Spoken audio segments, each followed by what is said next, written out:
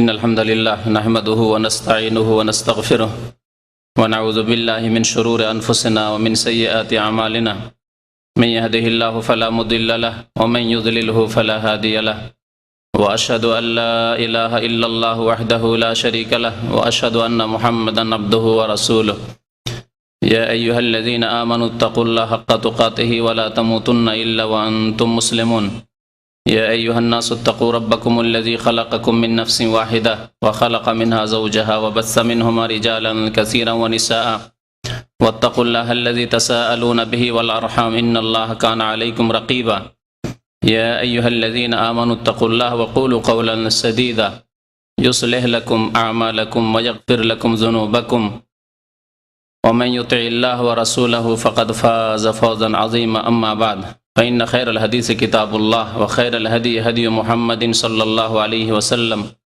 وشر الأمور محدثاتها وكل محدثة بدعة وكل بدعة ضلالة وكل ضلالة في النار أعوذ بالله من الشيطان الرجيم بسم الله الرحمن الرحيم كل نفس ذائقة الموت وإنما توفون أجوركم يوم القيامة فمن زحزح عن النار وأدخل الجنة فقد فاز ওমাল হায়াতুদ দুনিয়া ইল্লা মাতাউল গুরুর। মহান আল্লাহর সমস্ত প্রশংসা যে আল্লাহ পাক রব্বুল আলামিন আমাদেরকে সৃষ্টি করেছেন, আমাদেরকে নির্দিষ্ট সময় এই পৃথিবীতে দিয়েছেন। সে আল্লাহরই সমস্ত প্রশংসা যিনি তারপরে আমাদের জন্য মৃত্যুকে লিখে রেখেছেন। দরুদ ও সালাম নাজিল হোক প্রিয় নবী মুহাম্মদুর রাসূলুল্লাহ সাল্লাল্লাহু আলাইহি ওয়াসাল্লামের উপর, যিনি আল্লাহ পাক রব্বুল আলমিনের প্রিয় নবী রাসূল হওয়া সত্ত্বেও তাঁর মৃত্যু ঘটেছে। আল্লাহ পাক কোরআনে কারিমে স্পষ্ট ভাষায় উল্লেখ করেছেন সূরা জুমারে, ইন্নাকা মাইয়িতুন ওয়া ইন্নাহুম মাইয়িতুন। হে নবী মুহাম্মদ সাল্লাল্লাহু আলাইহি ওয়াসাল্লাম, নিশ্চয় আপনি মৃত এবং তারাও মৃত। আপনিও মারা যাবেন এবং তারাও মারা যাবে। আল্লাহ পাক রব্বুল আলামিন পৃথিবীতে যত সৃষ্টি মখলুক সৃষ্টি করেছেন সবার জন্য মত লিখে রেখেছেন, বা সব কিছুই ধ্বংসশীল। মানুষ হোক, জিন হোক, অন্যান্য প্রাণী হোক, সবার জন্য আল্লাহ পাক রব্বুল আলামিন মত লিখে রেখেছেন। সব কিছুই পৃথিবী থেকে একদিন ধ্বংস হবে, এসেছে একদিন, চলে যাবে আরেকদিন। এই মত আজকের হচ্ছে বিষয়বস্তু এবং তামাল মৌতের কথা মানুষের যখন মনে পড়ে তখন পৃথিবীর সমস্ত স্বাদ শেষ হয়ে যায়। পৃথিবীর সমস্ত ভোগবিলাসের বস্তু সব তিক্ততায় পরিণত হয়। মত, এই মত সম্পর্কে নবী করিম সাল্লাল্লাহু আলাইহি ওয়াসাল্লাম বলেছেন, হাজিমুল লাজ্জাত, আকসেরু যিকরা হাজিমিল লাজ্জাত। তোমরা বেশি বেশি স্মরণ করো পৃথিবীর সমস্ত রকমের স্বাদ ধ্বংসকারী বিষয়কে। আর তা হচ্ছে, নবী সাল্লাল্লাহু আলাইহি ওয়াসাল্লাম বলছেন, আল মৌত, আর তা হচ্ছে মৃত্যু। যখন মৃত্যুর কথা মনে পড়ে আর সেই সময় যদি স্ত্রীর দিকে তাকান, আমি মরে গেলে স্ত্রী বিধবা হয়ে যাবে। স্ত্রীর যে আল্লাহ পাক রব্বুল আলামিন আপনাকে শান্তির জন্য, আমাকে শান্তির জন্য মানুষকে দিয়েছেন, সমস্ত স্বাদ শেষ সেখানে এই মৌতের কথা স্মরণ হলে। এক্ষুনি যদি মত চলে আসে, সে একা হয়ে যাবে। ছেলে মেয়ে, ছোট ছোট বাচ্চা, তাদের দিকে তাকিয়ে দেখেন, আর তখনই যদি মতের কথা স্মরণ হয় তাহলে দুনিয়ার সমস্ত স্বাদ শেষ। ছোট ছোট বাচ্চারা আমার ইতিম হয়ে যাবে। বাবা মায়ের দিকে তাকিয়ে দেখেন, তাদের কথা স্মরণ করেন, তারা বৃদ্ধ, তাদের দেখাশোনার একমাত্র আপনি, তাদের ব্যয় বহন খরচ, সে দায়িত্ব নেওয়ার একমাত্র মালিক আপনি, এখন খরচ চালাচ্ছেন। সেই সময় যদি হঠাৎ করে মতের কথা স্মরণ হয়, হায় যদি আমি মরে যাই, আমার বাবা মায়ের কি হবে আল্লাহই ভালো জানে। তাদের দেখাশোনা কে করবে? আল্লাহই তার ব্যবস্থাকারী। এইভাবে এক একটি করে বস্তু, বাড়ি ঘর, গাড়ি ইত্যাদি, দুনিয়ার যত কিছু রয়েছে, ধন সম্পদ, টাকা পয়সা, সব কিছুই আপনার এমন হয়ে যাবে যে সব কিছুর স্বাদ তিক্ততায় পরিণত হবে, আর কোনো স্বাদ তাতে থাকবে না। তাই নবী করিম সাল্লাল্লাহু আলাইহি ওয়াসাল্লাম বলেছেন, এই মত তোমরা বেশি বেশি স্মরণ করো। মত এমন একটি দরজা, যে দরজা দিয়ে প্রবেশ করতেই হবে। আরবি কবিতায় রয়েছে, আল মওতু বাবুন, আল মওতু কাসুন কুল্লু নাফসিন শারিবু ওয়াল কবরু বাবুন কুল্লু নাফসিন দাখিলু। মওত এমন একটি পানপাত্র, পেয়ালা, এমন একটি পানপাত্র, কুল্লু নাফসিন শারিবু, যা প্রত্যেক ব্যক্তিকে পান করতেই হবে। এতে আল্লাহ পাক রব্বুল আলামিন কোনো ব্যতিক্রম রাখেননি তার জাত, তার সত্তা ছাড়া। আমি আগেই বলেছি, আম্বিয়া, রসুলগণ, সাহাবাই কিরাম, সিদ্দিকিন, শুহাদা, কাউকে আল্লাহ পাক রব্বুল আলামিন ছাড়েননি, সবার কাছে মওত এসেছে। আল মাউতু কাসুন কুল্লু নাফসিন শারিবুহু, মওত এমন একটি পানপাত্র যা প্রত্যেক ব্যক্তিকে সেই পানপাত্র থেকে পান করতেই হবে। মহান আল্লাহ পাক ইরশাদ করেছেন কোরআন কারীমে, এবং এই আয়াতটি কোরআনুল কারীমের 3 জায়গায় রয়েছে। সূরা আলে ইমরানে রয়েছে আয়াত নম্বর 185, সূরা আম্বিয়াতে রয়েছে, সূরা আনকাবুতে রয়েছে, কুল্লু নাফসিন যায়িকাতুল মউত। একই বাক্যে আল্লাহ পাক ইরশাদ করেছেন কুল্লু নাফসিন যায়িকাতুল মউত, প্রত্যেক ব্যক্তিকে মওতের আস্বাদন গ্রহণ করতেই হবে। তারপরে এক আয়াতে রয়েছে সুম্মা ইলাইনা তুরজাউন, অতঃপর মওতের পরে কি হবে? মরতে হবে। এ কথা মুসলিম অমুসলিম, আল্লাহর বন্ধু আল্লাহর শত্রু, আল্লাহর দিনের বন্ধু আল্লাহর দিনের শত্রু, নামাজি বেনামাজি, আস্তিক নাস্তিক, মুশরিক মুওয়াহিদ, তাওহীদবাদী, আল্লাহর একত্ব বিশ্বাসী বা বহুত্ববাদী, সবাই বিশ্বাস করে যে মরতেই হবে, মরতেই হবে। প্রাকৃতিক মওত বলুক আর প্রাকৃতিক ব্যাপার স্যাপারই বলুক আর যাই বলুক না কেন, আল্লাহর পক্ষ থেকেই বলুক আর নাই বলুক, কিন্তু মরতে হবে, এ কথা সবার জানা রয়েছে। কিন্তু মরণের পরে, মওতের পরে কি হবে, এ কথা একমাত্র জানে এবং বিশ্বাস করে মুমিন, সেই হচ্ছে মুমিন। সুম্মা ইলাইনা তুরজাউন, আল্লাহ পাক বলছেন সূরা আনকাবুতে, অতঃপর তোমাদেরকে আমার কাছে ফিরানো হবে। মওতের পরে আসতে হবে কোথায়? আমার কাছে ফিরে আসতে হবে। ওয়াল কবরু বাবুন কুল্লু নাফসিন দাখিলু, আর কবর এমন একটি দরজা, যেই দরজায় প্রত্যেক ব্যক্তিকে দাখিল হইতেই হবে। আপনি কোনো দেশে ইচ্ছা করলে গেলেন না, নিজের দেশে মাতৃভূমিতে ইচ্ছা হলো গেলাম না, যাব না, এটা সম্ভব। কিন্তু মওত এমন একটি পানপাত্র, সেটা পান করতে হবে। সেখানে এসে ঘাটে আপনাকে নামতেই হবে। এই ঘাট এমন একটি ঘাট, যে ঘাটে আপনাকে নামতেই হবে। আর কবর এমন একটি দরজা, একটি গেট, যেই গেটে আপনাকে প্রবেশ করতেই হবে। আল্লাহ পাক ইরশাদ করেছেন সূরা আলে ইমরানে, কুল্লু নাফসিন যায়িকাতুল মাউত ওয়া ইন্নামা তুওয়াফাউনা উজুরাকুম ইয়াওমাল কিয়ামাহ। এর পরের কথাগুলি মুমিন ছাড়া আর কেউ বিশ্বাস করে না। মওতের পরে তোমাদেরকে কিয়ামতের দিবসে পুরোপুরি প্রতিদান দেওয়া হবে।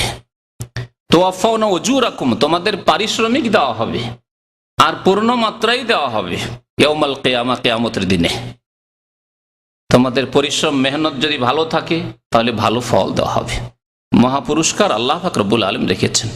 আর যদি তোমাদের মেহনত পরিশ্রম খারাপ কাজে হয়ে থাকে, তাতেও পরিশ্রম তো লাগে। যারা অন্যায় কাজ করছে, পাপ করছে, তারাও সারা রাত জেগে মেহনত করছে। হারাম খাচ্ছে, তারাও মেহনত করছে হারামের ক্ষেত্রে। হ্যাঁ, তো সেই রকম যদি পাপের মেহনত পরিশ্রম থাকে, ফুটপাতে বসে থাকছে, নামাজ পড়ছে, ঠিক আছে, হেঁটে গেলেন আসলেন, গরমে যাই হোক আর ঠান্ডায় শীতে, তাতেও যে মেহনত আছে। ওই ফুটপাতে বসে থাকছে, নামাজ পড়তে যাচ্ছে না, সেও ফুটপাতে গরমে কষ্ট করছে। জি, ইন্না সা'য়াকুম লাশাত্তা, আল্লাহ বলছেন তোমাদের মেহনত বহুমুখী। কেউ তো ভালো কাজের মেহনত করে, আবার কেউ খারাপ কাজের জন্য মেহনত করে।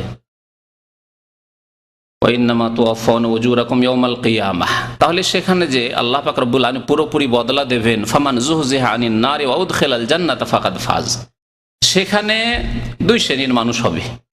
এক শ্রেণীর মানুষ যাদেরকে জাহান্নাম থেকে মুক্তি দেওয়া হবে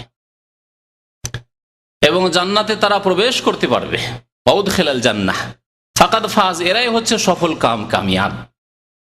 ওমাল হায়াতুদ দুনিয়া ইল্লা মাতাউল গুরুর, আর পৃথিবীর ধন সম্পদ ভোগবিলাসের যেসব বিষয় বস্তু রয়েছে, সব হচ্ছে প্রতারণার আসবাব, প্রতারণার সামগ্রী। এতে শুধু ধোঁকা ছাড়া আর কিছু নেই।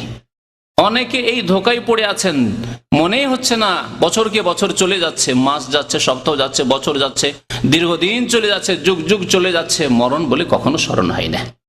আর যদি এমনি জানাও থাকে যে হ্যাঁ সবাই মরছে, আমাকে মরতে হবে, চোখের সামনে অনেকে মরলো, কিন্তু মরে কি হবে তার জন্য আমার করণীয় কি, আগামী জীবনটাকে আমি সুখী করি, তার জন্য কোন রকমের কাজকর্ম, মেহনত, পরিশ্রম, আমল নেই। এই হচ্ছে অধিকাংশ মানুষের অবস্থা। মত সম্পর্কে বেশ কিছু দিক নিয়ে আলোচনা করব। তার একটি দিক হচ্ছে যে মত এমন একটি বিষয়, যে বিষয়ের অকাট্য ফয়সালা আল্লাহর পক্ষ থেকে রয়েছে, মরতে হবে। এ সম্পর্কে শুনলেন বেশ কিছু আয়াতের কথা। আল্লাহ পাক রব্বুল আলামিন আরো ইরশাদ করেছেন, কুল্লু শাইইন হালিক ইল্লা ওয়াজহা। আল্লাহ পাক রব্বুল আলামিনের সত্তা ছাড়া, আল্লাহ পাক রব্বুল আলামিনের সত্তা ছাড়া, এবং আল্লাহ পাক রব্বুল আলামিনের সত্তাকে ব্যক্ত করা হয়েছে ওয়াজহ দিয়ে, অর্থাৎ মুখমণ্ডল দিয়ে।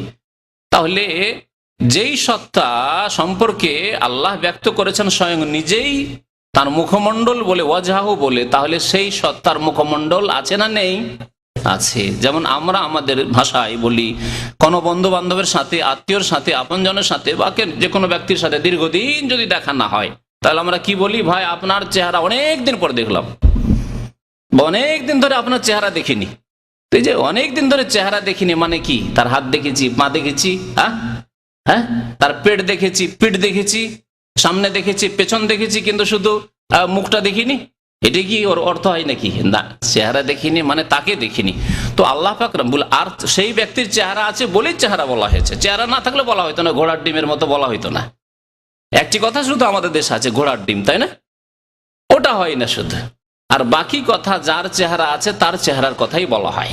জি, আপনার শরীরের উত্তম অঙ্গটি বলে আপনাকে উদ্দেশ্য করা হয়েছে, আপনার ব্যক্তিকে উদ্দেশ্য করা হয়েছে। আল্লাহ পাক রব্বুল আলামিন সম্পর্কে তাই আল্লাহ স্বয়ং বলছেন, কুল্লু শাইইন হালিকুন ইল্লা ওয়াজহা, সূরা কাসাসের আয়াত নম্বর 88।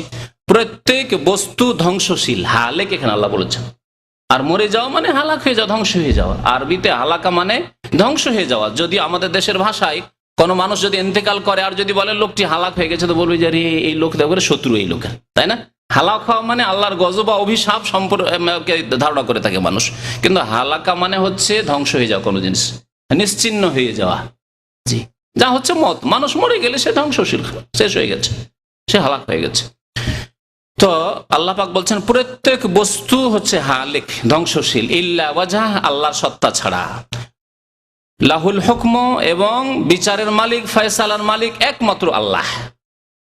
আপনি আমি যে আল্লাহর কাছে চলে যাব, বিচার করার মালিক একমাত্র কে? আল্লাহ। লাহুল হুকম ওয়া ইলাইহি তুরজাউন, এবং তার কাছেই তোমরা ফিরে আসবে, তার কাছে ফিরে যেতে হবে। তো মতের ফয়সালা আল্লাহ পাক রব্বুল আলামিন করে রেখেছেন, এই মত হবেই হবে, এবং এই মতের আল্লাহ সময় নির্ধারিত করেছেন। এটি আরেকটি বিষয়, মতের সময় আল্লাহ পাক নির্ধারিত করেছেন। যে আল্লাহ নির্ধারিত করেছেন সেই আল্লাহ মতের সময় সম্পর্কে জানেন না? জানেন না। যিনি নির্ধারণ করেছেন অবশ্যই জানেন। যদি আপনি কারো ব্যাপারে কোনো কিছু নির্ধারণ করেন যে ভাই আপনাকে 10,000 টাকা দিলাম আপনাকে 1 বছরের জন্য, তাহলে 1 বছর আপনি জানছেন, ওর মেয়াদ জানছেন আপনি।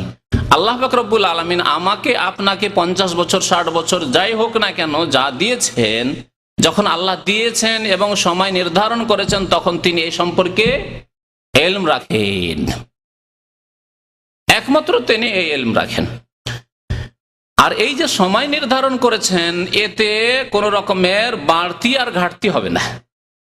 আল্লাহ সময় দিয়েছেন 60 বছর, আর বেড়ে গিয়ে 70 বছর হয়ে যাবে। সময় দিয়েছেন 60 বছর, আর একটা অ্যাক্সিডেন্ট হয়ে গেল, আর 30 বছর বয়সের যুবক মানুষ মরে গেলেন, এমনটা পৃথিবীতে হয় না আর হবে না। কেন হয় না? যদি হয়ে যায়, যদি এরকম হয়ে যায়, ধরে নেন যে হয়ে যায়, যদি বা হয়ে যেত, তাহলে আল্লাহ পাক রব্বুল আলামিনের যে লিখনি রয়েছে সময় নির্ধারণ, সেটা ভুল প্রমাণিত হতো না? হতো না? আল্লাহ ভুল মুক্ত না ভুল যুক্ত? ভুল মুক্ত। তারপরে আল্লাহ পাক রব্বুল আলামিন যখন লিখে রেখেছেন আর সে সম্পর্কে জানেন, তাহলে আল্লাহর জানা ভুল সাব্যস্ত হয়ে যেত, যা অসম্ভব কথা। সুতরাং আল্লাহ পাক রব্বুল আলামিন যে সময় নির্ধারণ করেছেন আর যে সম্পর্কে তিনি জানেন, তাতে 1 মুহূর্তেরও কম বেশি হবে না। এই মর্মে বেশ কিছু আয়াত রয়েছে। এবং আল্লাহর আদেশ ছাড়া, আল্লাহর ইচ্ছা ছাড়া কোনো মৃত্যু হয় না। আল্লাহর আদেশের অর্থ এখানে হচ্ছে আল্লাহর ইচ্ছা। অনেক সময় কেউ খুন করে দিল কাউকে, এটা আল্লাহ আদেশ করেন না। ওয়ালা ইয়ারদা লিইবাদিহিল কুফর, আল্লাহ বান্দার জন্য কুফরি কাজ, হারাম কাজ পছন্দ করেন না। সুতরাং কোনো অন্যায় কাজের আল্লাহ আদেশ করেননি যে কাউকে খুন করো, হ্যাঁ, শিরিক করো, কুফরি করো, কিন্তু আল্লাহর ইচ্ছা ছাড়া পৃথিবীতে কিছু হয় না। আমাদের দেশের মানুষদের আকীদায় বা ভাষায় অনৈসলামিক কথা অনেক ঢুকে আছে। তার মধ্যে একটি কথা হচ্ছে যে আল্লাহর বিনা হুকুমে গাছের পাতাও নড়ে না। এই কথাটি ইসলাম বিরোধী কথা, বরং সূক্ষ্ম দৃষ্টিতে যদি তদন্ত করে দেখেন তো কুফরি কথা। বিনা হুকুমে কথাটি হচ্ছে ইসলাম বিরোধী কুফরি কথা, আর বিনা ইচ্ছা এটি হচ্ছে শরীয়ত সম্মত ইসলামিক কথা। ইচ্ছা আর হুকুমে পার্থক্য আছে, ইচ্ছা আর হুকুমে পার্থক্য আছে। আল্লাহ পাক রব্বুল আলামিনের বিনা ইচ্ছায় গাছের পাতা নড়ে না। আমরা পৃথিবীতে কিছুই হয় না, ভালো মন্দ কিছুই হয় না, যা হয় আল্লাহর ইচ্ছায়। কারণ এই কথা যদি না বলি তাহলে আল্লাহর ইচ্ছার বাইরে তাহলে খুনগুলি হয়ে যাচ্ছে, আল্লাহর ইচ্ছার বাইরে তাহলে শিরক কুফরি হয়ে যাচ্ছে, তাহলে আল্লাহ অসহায় হয়ে গেলেন। তাই না? আমাদের ইচ্ছার বাইরে হয় কারণ আমরা অসহায়, স্বাভাবিক কথা। আমরা অনেক কিছু চাই না, হয়ে যায় পৃথিবীতে, কারণ মানুষ অসহায়। আপনি চান না, তারপর হয়ে যাচ্ছে। কিন্তু যখন বলবেন যে আল্লাহর ইচ্ছা ছাড়াও হয়ে যায়, তার মানে আল্লাহ কি তাহলে অপারগ? হ্যাঁ, আল্লাহ কি অক্ষম তাহলে? নাউজুবিল্লাহ। এই যে কুফরি চলে আসবে, সেই জন্যই এই আকীদা হচ্ছে আহলে সুন্নাত ওয়াল জামাতের আকীদা, যে আল্লাহর ইচ্ছা ছাড়া পৃথিবীতে কিছুই হয় না। আল্লাহর ইচ্ছা ছাড়া গাছের পাতা নড়ে না, বাতাস আসে আল্লাহর ইচ্ছায়, হ্যাঁ, গরম আসে আল্লাহর ইচ্ছায়, শীত আসে আল্লাহর ইচ্ছায়, ভালো হয় আল্লাহর ইচ্ছায়, মন্দ হয় আল্লাহর ইচ্ছায়, সবকিছু আল্লাহর ইচ্ছা হয়। কিন্তু হুকুম, হুকুম মানে হচ্ছে আদেশ। হুকুম মানে কি? আদেশ। আল্লাহ ভালো কাজের আদেশ করেন না খারাপ কাজের আদেশ করেন? না দুই কাজেরই আদেশ করেছেন? একমাত্র ভালো কাজের আদেশ করেছেন। আকিমুস সালাতা ওয়া আতুজ যাকাতা ওয়ারকাউ মা'আর রাকিঈন, লা তুশরিক বিল্লাহ ইন্নাশ শিরকা লাযুলমুন আযীম। শিরিক করেন আল্লাহর সাথে। ওমা আতাকুমুর রাসূলু ফাখুযু, রাসূলের পথ না, অন্য পথ নিও না। ওমা ইউশাকিকির রাসূলা মিন বাদি মা তাবায়্যানা লাহুল হুদা, সৎ কথা, সত্য কথা, ইসলাম স্পষ্ট হয়ে যাওয়ার পর যদি রাসূলের রাস্তা বাদ দিয়ে অন্য কোন রাস্তা কেউ গ্রহণ করে, তাহলে আল্লাহ সব ভালো কাজের আদেশ করেছেন। কোথাও আছে কি শিরকের আদেশ, জিনার আদেশ, খুনের আদেশ, হ্যাঁ, মদপানের আদেশ? না, নেই। তাহলে আল্লাহ খারাপ কাজের আদেশ করেন না। তবে আল্লাহর ইচ্ছার বাইরে যেহেতু কিছু হয় না, সেজন্য আল্লাহ মানুষকে স্বাধীনতা দিয়ে ছেড়েছেন। আপনার সামনে বাচ্চা খেলা করছে, আপনি স্বাধীন ছেড়ে রেখেছেন। খেলা করতে করতে হয়তো খারাপ কিছুতে হাত দিয়ে দিল, এমন একটা কাজ করলে অ্যাক্সিডেন্ট হয়ে গেল। খেলা করার জন্য আপনি স্বাধীনতা দিয়েছেন, যদি আপনি বেঁধে রাখতেন, স্বাধীনতা না দিতেন, তাহলে আগুনে হাত দিতে পারতো না বা অ্যাক্সিডেন্ট হতো না। আল্লাহ পাক রব্বুল আলামিন বান্দাদেরকে ওইরকম স্বাধীনতা দিয়ে রেখেছেন। তো আল্লাহ পাক রব্বুল আলামিন মত যে হবে এ সম্পর্কে তিনি জানেন এবং লিখে রেখেছেন, সময় নির্ধারণ করেছেন, তার কম বেশি হবে না। এবং আল্লাহ পাক রব্বুল আলামিন মত কিভাবে হবে, বিছানায় হবে, রাস্তায় হবে, অ্যাক্সিডেন্ট হবে, জিহাদের ময়দানে হবে, কার হাতে হবে, কিভাবে হবে, কোন রোগে হবে, সবকিছুই আল্লাহ পাক রব্বুল আলামিন জানেন এবং তা লিখে রেখেছেন। মহান আল্লাহ ইরশাদ করেছেন সূরা আলে ইমরান আয়াত নম্বর 145, ওমা কানা লিনাফসিন আন তামুতা ইল্লা বিইজনিল্লাহ, কোন ব্যক্তির মত হতেই পারে না আল্লাহর ইজেন, অনুমতি ছাড়া। ওমা কানা লিনাফসিন, কোন ব্যক্তির, আন তামুতা, কোন ব্যক্তির মত হতে পারে না ইল্লা বিইজনিল্লাহ, আল্লাহর অনুমতি ছাড়া। কিতাবা মুআজ্জালা, আল্লাহ লিখে রেখেছেন এবং মুআজ্জালা সময় নির্ধারণ করেছেন। আজাল থেকে, আজাল মানে সময়, মুআজ্জালা সময়কে আল্লাহ নির্ধারণ করেছেন, এতে কম বেশি হবে না। মহান আল্লাহ পাক আরো ইরশাদ করেছেন সূরা আরাফের আয়াত নম্বর 34, ওয়ালাকুম লিকুল্লি উম্মাতিন আজাল, প্রত্যেক জাতির সময়সীমা নির্ধারণ করেছেন। আল্লাহ জাতিরও সময়সীমা নির্ধারণ করেছেন। জরুরি নয় যে একটি জাতি চিরকাল কিয়ামত পর্যন্ত থাকবে। যখন জাতির সময় আল্লাহ নির্ধারণ করেছেন, তো ব্যক্তির সময় তো অবশ্যই নির্ধারিত রয়েছে। জাতির ব্যাপারটি অনেক সময় হয়তো বুঝতে অস্পষ্ট, বুঝতে পারছেন না, কিন্তু চোখের সামনে ইতিহাস রয়েছে। আদ সম্প্রদায় জাতি এসেছে, ধ্বংস হয়ে চলে গেছে। সামুদ সম্প্রদায় এসে ধ্বংস হয়ে চলে গেছে। মোগল জাতি এসেছিল, দীর্ঘদিন ভারতে রাজত্ব করেছে, চলে গেছে। পারস্য অগ্নিপূজক জাতিরা ছিল, তারা রাজত্ব করে চলে গেছে পারস্য দেশে। রোমান সাম্রাজ্যের জাতিরা এসেছিল, তারা রাজত্ব করে চলে গেছে, ধ্বংস হয়ে গেছে, ইত্যাদি ইত্যাদি। যে কোনো জাতির, আল্লাহ বলছেন ওয়ালিকুল্লি উম্মাতিন আজাল, প্রত্যেক জাতির আল্লাহ সময় নির্ধারণ করেছেন। কমিউনিস্টদের রাশিয়ায়, সোভিয়েত ইউনিয়নে আল্লাহ সময় নির্ধারণ করেছেন 70 বছর থেকে চলে গেছে, তাদের পতন ঘটেছে। এইভাবে যে কোনো জালেম হোক, তাদেরও আল্লাহ সময় নির্ধারণ করে, চিরকাল জালেম থাকতে পারবে না, এমন একটি সময় আসবে যখন ধ্বংস হয়ে যাবে। তো আল্লাহ বলছেন ফাইদা যা আজালহুম, সুতরাং তাদের যখন সময় চলে আসবে, লা ইস্তাখিরুনা সাআতান, কিছুক্ষণ। সা আজকালকার আরবিতে সা মানে হচ্ছে 60 মিনিটের 1 ঘন্টা, কিন্তু কোরআনে কারীমের ভাষায় তখন 60 মিনিটের 1 ঘন্টার যুগ ছিল না, এই ঘড়ির জামানা ছিল না। তাই সাআতান মানে মুহূর্ত, এক মুহূর্ত বিলম্ব হবে না, ওয়ালা ইস্তাকদিমুন, আর এক মুহূর্ত আগেও আসবে না। আপনার যে সময় রয়েছে, আমার যে সময় রয়েছে, সেটা কেউ কমিয়ে দিতে পারবে না। সারা বিশ্বের মানুষ যদি একদিকে হয়ে যায় জালেমরা, তবু আমার বয়স আপনার বয়স কমিয়ে দিতে পারবে না। এই আকীদা হচ্ছে আমাদের ঈমানী আকীদা, তাকদীরের প্রতি ঈমান। এই হচ্ছে আখিরাতের একটি অংশ, মওত, তার প্রতি ঈমান। দুটি বিষয় এখানে রয়েছে। আর যদি সারা বিশ্বের আপনজন বন্ধু বান্ধব মিলে যদি চেষ্টা করে যে একে সারা বিশ্বের সবচেয়ে উন্নত মানের চিকিৎসা দিয়ে একে সময় কিছু বাড়িয়ে দেওয়ার ব্যবস্থা করা হবে, তবু 1 মিনিটও বাড়াতে পারবে না। আল্লাহ পাক রব্বুল আলামিন স্পষ্ট ভাষায় কোরআনুল কারীমে ঘোষণা করেছেন। মওত সম্পর্কে আরেকটি বিষয় হচ্ছে যে মওতের যে আল্লাহ সীমা নির্ধারণ করেছেন, সেটি গায়ব, অদৃশ্য। এই গায়বের বক্সের মধ্যে বন্ধ রয়েছে। আমার বয়স কত, আমার আর কতদিন সময় থেকে গেছে, আপনাদের বয়স কত, আর কার কতটা সময় থেকে গেছে, পৃথিবীতে আর কতদিন থাকবেন, আর কতদিন ছিল টোটাল সময়। এটি হচ্ছে এমন এক গায়েব যা বন্ধ রয়েছে, আপনি দেখতে পান না, সারা পৃথিবীর কেউ দেখতে পায় না, না নবী, না ওলি, না কেউ, কোনো ব্যক্তি জানে না, এমনকি ফেরেশতাও জানে না, যতক্ষণ পর্যন্ত মালাকুল মওতকে এই দায়িত্ব না দিয়ে দেওয়া হয়। আর তা 1 বছরের, 1 বছর হিসাব নিকাশ তাকে দেওয়া হয় যে 1 বছরে এতগুলি আত্মার রূহ তোমাকে কবজ করে নিয়ে আসতে হবে। তার আগে পর্যন্ত কিছুই জানে না। তো এই এমন এক অদৃশ্য, ইস্তাসার আল্লাহ বিহি, আল্লাহ পাক রব্বুল আলামিন সেই গায়ব অদৃশ্যকে নিজের জন্য খাস করেছেন। এই ইলম, এই জ্ঞান আল্লাহ ছাড়া আর কেউ রাখে না। সূরা লোকমানের আয়াত নম্বর 34-এ শেষ আয়াত, আল্লাহ ইরশাদ করেছেন ইন্নাল্লাহা ইনদাহু ইলমুস সাআহ ওয়া ইউনাজ্জিলুল গায়স ওয়া ইয়ালামু মা ফিল আরহাম ওয়া মা তাদরি নাফসুন মাযা তাকসিবু গাদা ওয়া মা তাদরি নাফসুন বিআইয়ি আরদিন তামুত। আল্লাহ পাক রব্বুল আলামিন এখানে কয়টি বিষয় উল্লেখ করেছেন? এগুলোকে গায়বের মাফাতিহ, চাবি বলা হয়েছে। মাফাতিউল গায়বি খামসা, গায়বের চাবি, এমন গায়ব অদৃশ্য যে সম্পর্কে কোনো মানুষ জানে না, কোনো নবী ওলি কেউ জানে না, কোনো ফেরেশতাকে খবর নেই।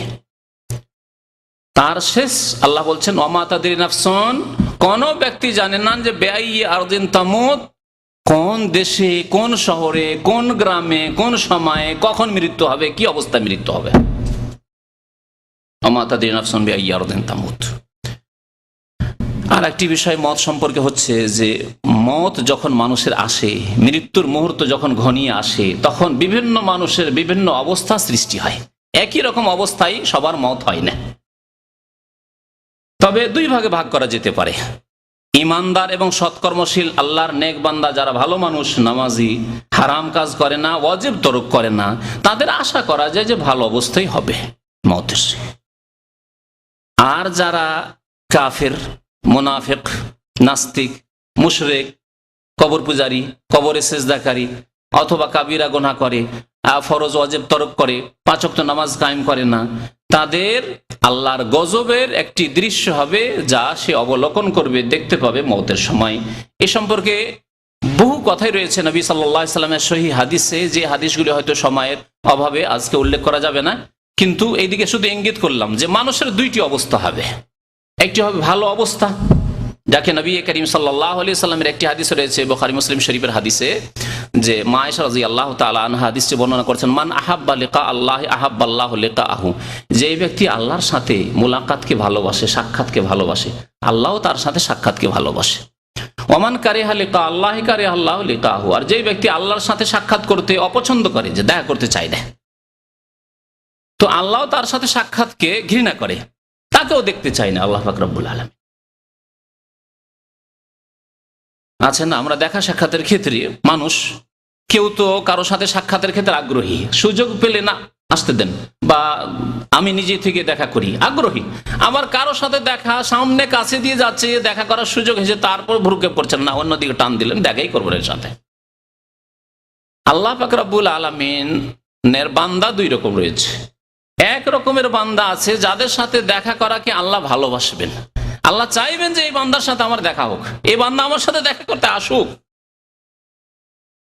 আর কিছু মানুষ রয়েছে যাদের সাথে আল্লাহ দেখা করাকে ঘৃণা করবেন, চাইবেন না আল্লাহ পাক রব্বুল আলামিন দেখা করতে। নবী করিম সাল্লাল্লাহু আলাইহি ওয়াসাল্লাম যখন এই হাদিস বর্ণনা করলেন, তখন মা আয়েশা রাদিয়াল্লাহু তাআলা আনহা বললেন যে ইয়া রাসূলুল্লাহ, কুল্লুনা নাকরাহুল মউত, কে আমাদের মরতে চায়? আছে কেউ যে আমি এখন মরতে প্রস্তুত, হ্যাঁ এখনই প্রস্তুত মরার জন্য? এমন কেউ নেই, সবাই বেঁচে থাকতে চায়। আরে কিছুদিন তো হোক, ভালো নিয়তে বেঁচে থাকা যেতে পারে, যে আল্লাহ আরো যদি কিছু সময় পেয়ে যায় তো আরো বেশি নামাজ বাড়বে, 5 ওয়াক্ত না, একদিন বাঁচতে পারলে 5 ওয়াক্ত নামাজ বাড়বে। হ্যাঁ, আগামী রমজান পেয়ে যায় তো রমজানের 30টি রোজা বাড়বে, আপনার তারাবি বাড়বে, কিয়ামুল লাইল বাড়বে, ইত্যাদি আরো অনেক নেকি দান খেরাত বাড়বে। 1 বছরে কিছু পয়সা হলে জাকাত দেবো, জাকাত বাড়বে, মাতা পিতার সেবা করে আরো 1 বছর আরো নেকি বাড়বে, ইত্যাদি ইত্যাদি। তাহলে ভালো নিয়ত নিয়েও বেঁচে থাকার আকাঙ্ক্ষা সবাই করে। আর যারা দুনিয়ামুখী তাদের সম্পর্কে আল্লাহ পাক তো কোরআনে কারিমে বলেছেন, ইয়াওয়াদ্দু আহাদুহুম লাউ ইউআম্মারু আলফা সানাহ। যারা আখিরাতমুখী নয়, পরকাল সম্পর্কে তাদের কোনো ভ্রুক্ষেপ নেই, পরোয়াই নেই, বেপরোয়া, তাদের সম্পর্কে কাফের, মুনাফিক, বেদিন, নামে মাত্রে মুসলমান, কাজে কর্মে মুসলমান নয়, তাদের সম্পর্কে আল্লাহ বলছেন ইয়াওয়াদ্দু আহাদুহুম, তাদের আকাঙ্ক্ষা হবে লাউ ইউআম্মারু আলফা সানাহ, হাজার হাজার বছর যদি বাস্তব, আল্লাহ বলছেন যদি 1000 বছরও তোমাকে আমি বয়স দিয়ে দিই, তবু আযাব থেকে উপায় নেই, একদিন আসতে হবে। এই একদিন সোজা ইউ টার্ন করে কোন দিকে যাবে? তো দুনিয়ামুখী। কত দূর যাবে তুমি? কত দূর? 1000 2000 বছর বাঁচবে? আদ সম্প্রদায়ের লোকেরা ওইরকম তো বাঁচত, আগের লোকের ওইরকম দীর্ঘদিন সময় পেত, কিন্তু আবার কোথায় ফিরে আসতে হয়েছে? মিনহা খালাকনাকুম ওয়া ফিহা নুঈদুকুম, আমি মাটি থেকে সৃষ্টি করেছি, আবার মাটিতেই তোমাদেরকে ফিরিয়ে দেবো, আবার কবরে আসতে হবে। অমিনা নখরে যখন এই মাটি থেকে, কবর থেকে তোমাকে উদ্গত করবো, আবার বের করবো, তারা তো নখরা পুনরায়, আর কিয়ামতে বিচার দিবসে হাজির হইতে হবে, জবাবদিহি করতে হবে। তো জিজ্ঞাসা করলেন মা আয়েশা রাদিয়াল্লাহু তাআলা আনহা, আমরা সবাই মত থেকে বাঁচতে চাই, কে ইচ্ছে করে মরতে চায়? যখন মরতে চায় না তার মানে আল্লাহর সাথে সাক্ষাৎ করতে চাই না, তাহলে আমরা যে মরতে চাই না, তাহলে আল্লাহ কি আমাদেরকে ঘৃণা করেন? প্রশ্ন, সংশয়। নবী করিম সাল্লাল্লাহু আলাইহি ওয়াসাল্লাম বলছেন এই হাদিসের অর্থ এই নয় যেটা তুমি বুঝেছো। এই হাদিসের অর্থ হচ্ছে যে যখন একেবারে মৃত্যুর মুহূর্ত ঘনিয়ে আসে আর মালাকুল মউত এসে হাজির হয়ে গেছেন, তার আগে অসংখ্য ফেরেশতারা চারিদিক থেকে ঘিরে নিয়েছেন, যদি সৎকর্মশীল হয়, ভালো মানুষ হয়, নেক মানুষ হয়, তাহলে আল্লাহর ভালো ফেরেশতা যারা, আল্লাহর সুসংবাদদাতা ফেরেশতা, ফেরেশতা সবগুলি ভালো, আযাবের ফেরেশতাও ভালো, আর যেগুলি আল্লাহর নিয়ামত দানকারী ফেরেশতা তারাও ভালো, কিন্তু যেগুলি সুসংবাদদাতা ফেরেশতা, ভালো রূপ নিয়ে, ভালো চেহারা নিয়ে, ভালো আকার নিয়ে সে হাজির হবে আর সুসংবাদ শোনাবে। নবী করিম সাল্লাল্লাহু আলাইহি ওয়াসাল্লামের সেই হাদিস রয়েছে, ইউবাশশিরু বিরিজওয়ানিল্লাহি ওয়া কারামাতিহি, আল্লাহর সন্তুষ্টি সুসংবাদ শোনাবে। বান্দা তুমি চিন্তা করিও না, তুমি চিন্তা করো না এই ছেলে মেয়েদের কথা, চিন্তা করিও না স্ত্রীর কথা, চিন্তা করি না দুনিয়ার কথা, কি ছুটে যাচ্ছে আর কি থেকে গেল, কি করতে পারলাম না, ওইসব চিন্তা করিও না। সুসংবাদ তোমার জন্য, আল্লাহ তোমার উপর রাজি রয়েছে। সুসংবাদ তোমার জন্য সম্মানের বস্তু আল্লাহ তৈরি করে রেখেছেন, কারামাত, তোমাকে সম্মানিত করার জন্য আল্লাহ পাক রব্বুল আলামিন তোমার নিয়ামত তৈরি করে রেখেছেন জান্নাতে। এই যখন সুসংবাদ দেওয়া হয়, তখন কি আগ্রহ মরার জন্য। ফেরেশতাদেরকে দেখে ফেলে আর ফিরতে তো পারবেন না, কিন্তু তখন আগ্রহ যে তাড়াতাড়ি যাই, যত তাড়াতাড়ি যেতে পারবো, আখিরাতের দিকে পাড়ি দিতে পারবো, মতের ওপারে চলে যেতে পারবো, ততই সুখ আর সুখ। এই সময় আল্লাহর সাথে সাক্ষাতে অত্যন্ত আগ্রহী হয়ে যায় একজন নেক মুমিন বান্দা। নবী করিম সাল্লাল্লাহু আলাইহি ওয়াসাল্লাম আয়েশা রাদিয়াল্লাহু তাআলা আনহাকে এইভাবে বোঝালেন কথাটি। পক্ষান্তরে একজন পাপী, কাফের, মুনাফিক, মুশরিক, গুনাহগার, বেনামাজি, পাপিষ্ঠ, যারা কাবিরা গুনাহ করেছে এবং তওবা করে সংশোধন করেনি, এই অবস্থায় রয়েছে। হঠাৎ করে যখন মওতের সময় চলে আসলো, বুশরা বিআযাবিল্লাহি ওয়া গাযাবিহি, আল্লাহর আযাবের সংবাদ দেওয়া হয়। আল্লাহর আযাবের ফেরেশতারা বিকট রূপ নিয়ে, চেহারা নিয়ে, আকার নিয়ে এসে বলে, এই খবিস, আইয়াতুহান নাফসুল খবিসা, হে খবিস আত্মা, হে খবিস আত্মা, চলো, আর কতদিন পৃথিবীতে থাকবে, আর সময় নেই, এখন বোঝা যাবে কি করেছো দুনিয়াতে। এই যখন ধমক দিতে থাকবে, শাসানিমূলক কথা বলতে থাকবেন ফেরেশতাগণ আযাবের, তখন পালাবার চেষ্টা করবে, কিন্তু উপায় আছে। আল্লাহর আযাবের ফেরেশতা দেখে নিয়েছে, মালাকুল মউতকে দেখে নিয়েছে, এখন আর উপায় নেই, যেতেই হবে। কিন্তু চাইবে না যেতে, গেলেই মরণের ওপারে গেলেই তো আযাব শুরু হবে, কবর থেকে যে আযাব শুরু হবে, আল্লাহ এই আযাব তার শেষ হওয়ার নয়। আর তো নামাজ পড়ার সুযোগ নেই, আর তওবা করার সুযোগ নেই। এই মুহূর্ত সম্পর্কে নবী করিম সাল্লাল্লাহু আলাইহি সাল্লাম বলছেন যে ইউকবালু তাওবাতুল আবদে মা লাম ইউগারগির, বান্দার তওবা অতক্ষণ পর্যন্ত কবুল হবে যতক্ষণ পর্যন্ত এই মৃত্যুর অবস্থাকে অবলোকন না করে নিয়েছে। গারগারা, মওতের গারগারা এসে যাওয়া, মানে মওতের ফেরেশতাদেরকে দেখে নেওয়া, তারপরে তওবা করবে, কিন্তু আর তওবার সুযোগ নেই। বলবে রব্বির জীবন আল্লাহ ফিরিয়ে দাও, কিন্তু আল্লাহ ফিরাবেন না। লাআল্লি আমালু সালিহান, আল্লাহ কিছু ভালো আমল করে আসবো, আল্লাহ বেশি কিছু করতে পারিনি, আল্লাহ সামান্য কিছু করেছি, কিন্তু গুনার পাহাড় বেশি রয়েছে, আল্লাহ আল্লাহ তুমি মাফ করে দাও। আযাবে ফেরেশতাদেরকে অনুরোধ করা শুরু করবে। কিন্তু আল্লাহ পাক রব্বুল আলামিন যেমন বলেছেন, লা ইস্তাখিরুনা সাআতান ওয়া লা ইস্তাকদিমুন, এক মুহূর্ত বিলম্ব হবে না, আর এক মুহূর্ত আগেও মওত আসবে না। তো এই সময় পছন্দ করবে না যে তার মওত হোক। নবী করিম সাল্লাল্লাহু আলাইহি ওয়াসাল্লাম বলছেন, এই সময় আল্লাহ ঘৃণা করে যে এই খবিস বান্দা যাতে করে আমার সামনে না আসে, এই খবিস বান্দা যাতে করে আমার রহমত যেহেতু পাওয়ার হকদার নয়, অধিকারী নয়, সুতরাং সামনে না আসে। আল্লাহ তাকে ঘৃণা করে এবং তার সাথে সাক্ষাৎকে ঘৃণা করে। তো মওতের সময় বিভিন্ন অবস্থা হবে, তার মধ্যে একটি অবস্থার দিকে ইঙ্গিত করলাম, যে সেটি হচ্ছে যে ফিরতে চাইবেন। এ সম্পর্কে একাধিক আয়াত কোরআন কারীমে রয়েছে, ফিরতে চাইবে, যে আল্লাহ ফিরিয়ে দাও, আল্লাহ ফিরিয়ে দাও। আল্লাহ বলবেন কাল্লা ইন্নাহা কালিমাতুন হুয়া কাইলুহা ওয়া মিন ওয়ারাইহিম বারযাখুন ইলা ইয়াউমি ইউবআসুন, কখনো হবে না। আল্লাহ পাক রব্বুল আলামিন নীতিমালা এই কথা নেই যে কোনো ব্যক্তিকে মওতের দৃশ্য দেখে দেওয়ার পরে আবার ফিরিয়ে দেওয়া হবে না। তাহলে তো চোখে দেখে নিল। আল্লাহ পাক ঈমানের জন্য প্রথম শর্ত রেখেছেন আল্লাযীনা ইউমিনুনা বিল গায়ব, যারা না দেখে বিশ্বাস করেছে। আযাবের ফেরেশতাকে দেখোনি, নেয়ামতের ফেরেশতাকে দেখোনি, কবরের অবস্থা দেখোনি, ওহী কেমন করে নাযিল হয়েছে দেখোনি, জিবরাইল কেমন ভাবে নবী সাল্লাল্লাহু আলাইহি ওয়াসাল্লামের কাছে এসেছেন তা তুমি দেখোনি, কোরআনে কারীম কি আসমান থেকে নাযিল হয়েছে, আসমানি সিলেবাস তাও দেখোনি, জান্নাতও দেখোনি, জাহান্নামও দেখোনি, তারপরও বিশ্বাস করতে হবে। আল্লাযীনা ইউমিনুনা বিল গায়ব, যদি বিশ্বাস না করেন, দেখে নিলেন তারপরে বিশ্বাস করেন না, আল্লাহর সুযোগ দেবেন না। এই সময় তওবার দরজা বন্ধ হয়ে যায়, নবী করিম সাল্লাল্লাহু আলাইহি ওয়াসাল্লাম বলেছেন।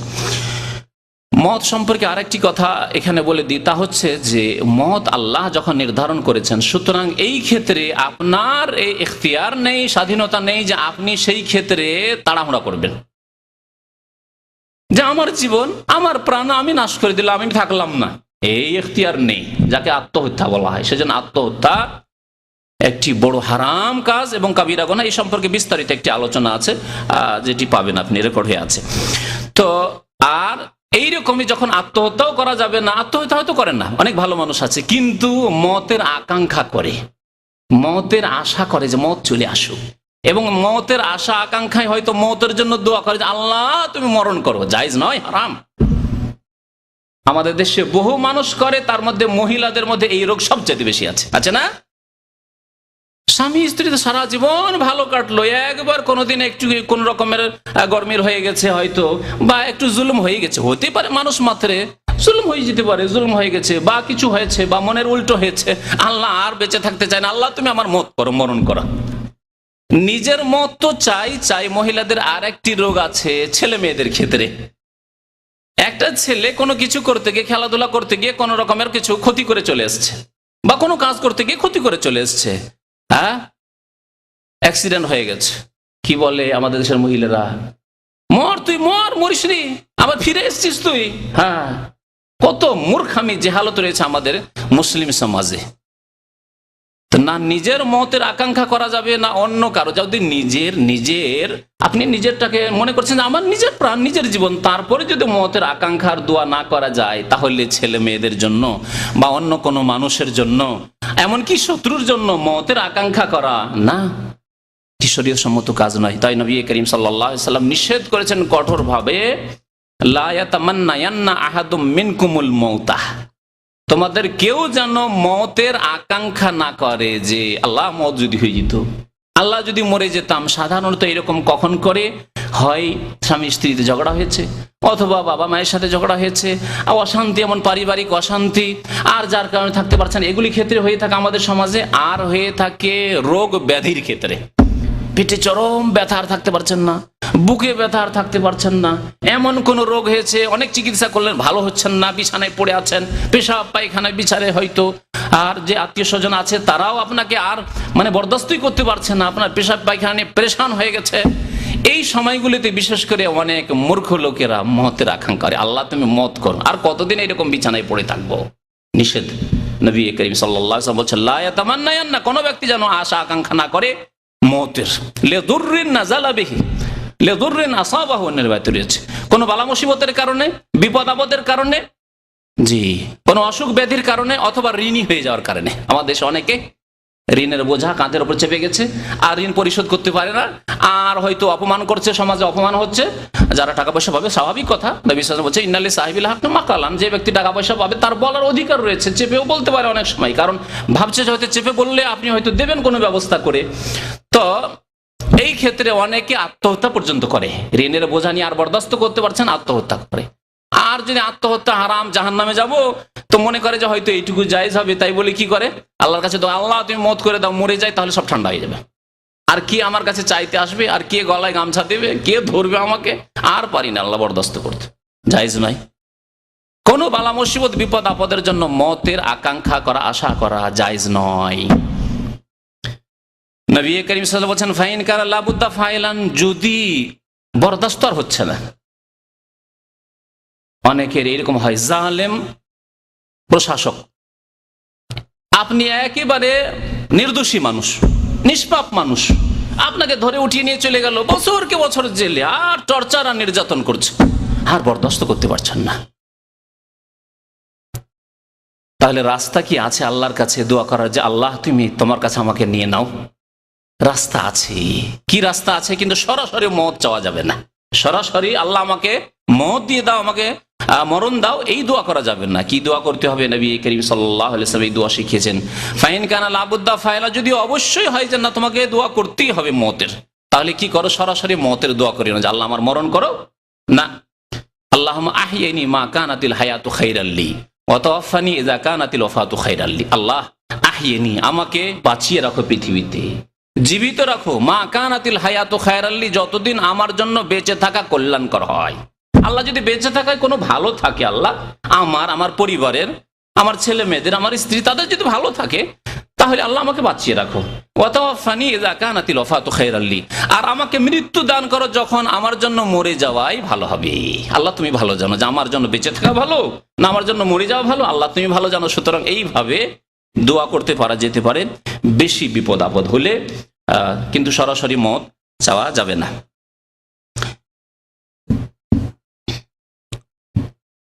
মানুষের মৃত্যুর সময় বিভিন্ন অবস্থা হয়, এই কথাটি বলছিলাম।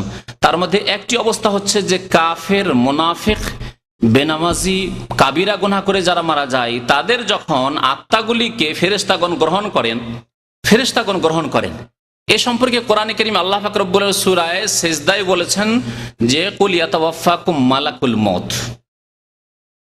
তাহলে মানুষের আত্মা যে গ্রহণ করেন, মৃত্যু দান করেন যে ফেরেশতা, তার নাম কি? আমাদের দেশের মানুষরা জানে আজরাইল বলে, তাই না? আজরাইল নামে কোন ফেরেশতার নাম না কোরআনুল কারীমে রয়েছে। কোরআন কারীম তো সাধারণ মানুষ পড়ে নিতে পারবে, যে এক খতম দিয়ে আর খুঁজি যে কোথায় আজরাইল আছে, আছে কোথাও? কোথায় নেই। কোরআনে কারীমে শুধু ফেরেশতাগণের নামের মধ্যে জিবরাইল রয়েছে, আর মিকাইল রয়েছে। ইসরাফিল কোরআনুল কারীমে আছে না? আর মালাকুল মউত আছে। মালাকুল মউত মানে মরণের ওপর নিযুক্ত ফেরেশতা, মরণের দায়িত্বশীল ফেরেশতা। আল্লাহ কোরআন কারীমে সূরা সাজদা এই আয়াতে উল্লেখ করছেন যে কুল ইয়াতাওয়াফাকুম, হে নবী আপনি মানুষকে জানিয়ে দেন, ইয়াতাওয়াফাকুম মালাকুল মউত, তোমাদেরকে মওতের ফেরেশতা ওয়াফাত দিয়ে থাকেন, মৃত্যু দিয়ে থাকেন, তোমাদের আত্মাগুলিকে গ্রহণ করে থাকেন। এখানে এক বচন আল্লাহ বলেছেন মালাকুল মউত। আবার অন্য আয়াতে আল্লাহ পাক বলেছেন তাওয়াফাতহু রাসূলুনা, আমার দূতগণ অর্থাৎ ফেরেশতাগণ রাসূলের বহু বচন জামা হচ্ছে রসুল, তাওয়াফাতহু রুসুলুনা ওয়া হুম লা ইফাররিতুন। আল্লাহ পাক বলছেন যে আমার রসুলগণ, আমার দূতগণ অর্থাৎ ফেরেশতাগণ ওয়াফাত দিয়ে থাকেন, আত্মা গ্রহণ করে থাকেন। তাহলে এই আয়াত দ্বারা মনে হয় যে মালাকুল মউত, মরণের ক্ষেত্রে নিযুক্ত ফেরেশতা যারা রূহগুলি বান্দার মানুষের কবজ করে থাকেন, এক ফেরেশতা নন বরং অনেক ফেরেশতা রয়েছেন। আর এটি হচ্ছে ঠিক ইনশাআল্লাহ তাআলা। তবে মালাকুল মউত এই জন্য বলা হয়েছে যিনি মালাকুল মউত তিনি হচ্ছেন তাদের চিফ। প্রত্যেক ক্ষেত্রে একজন কি থাকে, হেড অফ দ্য ডিপার্টমেন্ট থাকে, হ্যাঁ, আর চিফ থাকেন। তো তিনি হচ্ছেন চিফ, আর তার আন্ডারে অসংখ্য ফেরেশতা রয়েছেন সারা পৃথিবী, যে যেখানে যে দায়িত্ব দেওয়া হয়েছে সেই দায়িত্ব তারা পালন করে থাকেন। এইভাবে দুই আয়াতের মধ্যে সমন্বয় হবে। আল্লাহ পাক ইরশাদ করছেন সূরা আনআমের আয়াত নম্বর 61-তে, হাত্তা ইযা জা আহাদাকুমুল মউত, তোমাদের কাছে যখন মওত চলে আসে, তাওয়াফাতহু রুসুলুনা, তখন আমার রাসূলগণ, দূতগণ অর্থাৎ ফেরেশতাগণ ওয়াফাত দিয়ে থাকেন ওই ব্যক্তিকে, ওয়া হুম লা ইফাররিতুন, এবং তারা বাড়াবাড়ি করেন না, তারা জুলুম অত্যাচার করেন না। আজকাল দুনিয়ার ক্ষেত্রে জুলুম অত্যাচার হচ্ছে। আসামি ধরে নিয়ে আসছে, 10টা আসামি ধরে নিয়ে আসলে দেখবেন যে কমপক্ষে 3-4টা আসামি তো এমন আছে যারা নির্দোষী, অথবা নির্দোষী না হইলে যতটা দোষ তার চাইতে বেশি তাদের উপরে শাস্তি চাপিয়ে দেওয়া যায় নাকি? হ্যাঁ, আবার যেগুলি বড় বড় আসামি সেগুলিকে ছেড়ে দিয়ে, বড় বড় গজার যেগুলো আসামি সেগুলিকে ছেড়ে দিয়ে চলে আসছে, হ্যাঁ তাই না? হয় ঘুষ খেয়ে ছেড়ে দিয়েছে, আর না হইলে কোনো সোর্সের মাধ্যমে আছে তাদেরকে ছেড়ে দিয়েছে বা ছাড়িয়ে দেওয়া হয়েছে ইত্যাদি, বা ধরতে পারছে না তাদেরকে, ধরলে অসুবিধা আছে ইত্যাদি, বিভিন্ন রকম কারণ আছে দুনিয়ায়। তাহলে জুলম অত্যাচার হচ্ছে, অন্যায়কারীকে, জালেমকে, অপরাধীকে শাস্তি না দেওয়াও জুলম।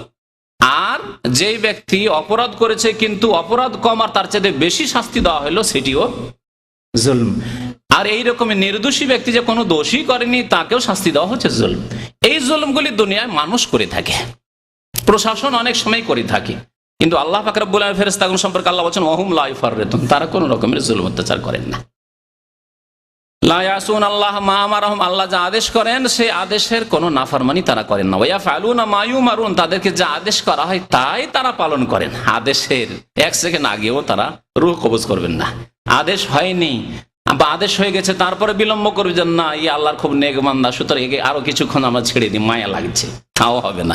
এর ছোট ছোট ছেলে মেয়েরা রয়েছে, একে আরো কিছু সময় ছেড়ে দাও, যদিও আল্লাহ পাক রব্বুল আলামিন বলেছেন যে না, এই সময় নির্ধারণ করছেন, আরো সময় কিছুটা দিয়ে দাও, না, এই কাজ তারা করেন না।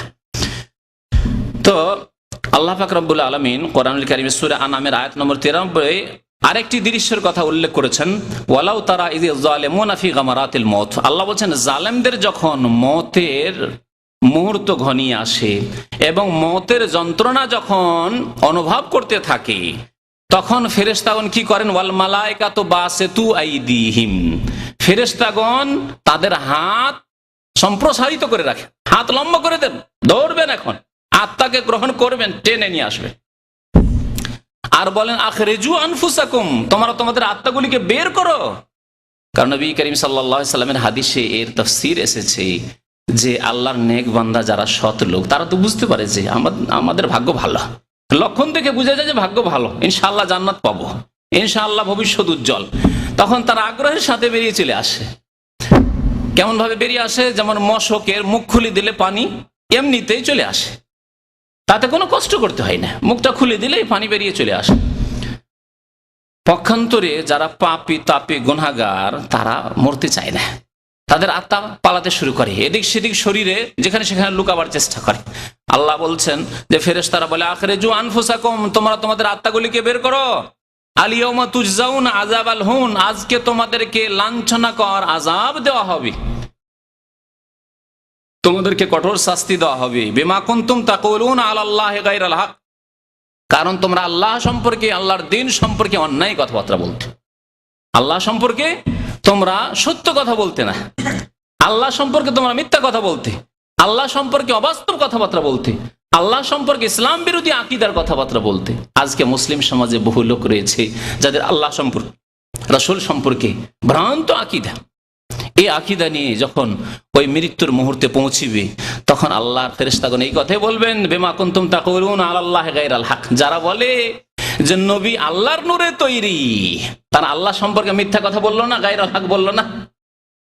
আল্লাহ কোরআনুল কারীমে বলছে ইন্নামা আনা বাশারুম মিসলুকুম, হে নবী আপনি বললেন আমি তোমাদের মতোই মানুষ, বাশার, তবে পার্থক্য হচ্ছে যে ইউহা ইলাই, আমার কাছে ওহী আছে, আমি রাসূলুল্লাহ, তোমরা শুধু আব্দুল্লাহ, আমি আল্লাহর বান্দাও এবং তার রাসূল।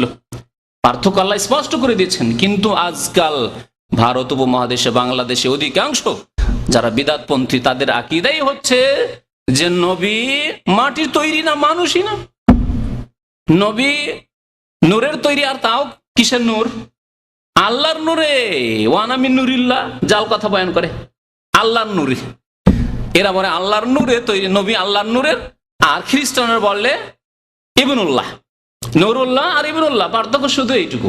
তারা বলে সান অফ গড, আর এরা বলে লাইট অফ গড। ঠিক না? কথা ঠিক আছে না? ওরা বলে ইবনুল্লাহ মানে আল্লাহর পুত্র, আর এরা বলে আল্লাহর নূর। আকীদা ওই একই আকীদা।